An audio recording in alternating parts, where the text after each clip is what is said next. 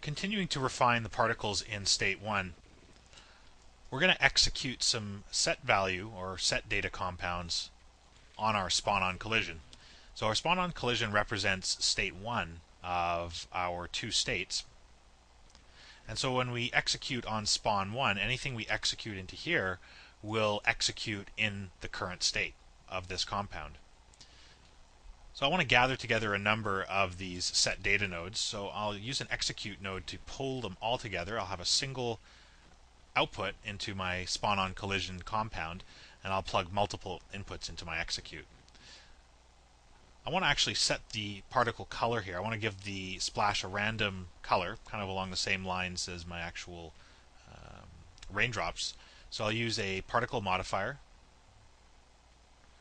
and I'll randomize the particles according to a gradient, and I'll output the RGBA into the color input of my spawn-on collision and make sure I use, again, a decent ramp from medium gray to, once again, a white. I don't need the effect animated. I don't want it to change over time. I want the color, again, to be initialized at birth between the palette of medium gray to white.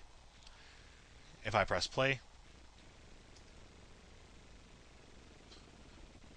I've got a more uniform color palette for my rain.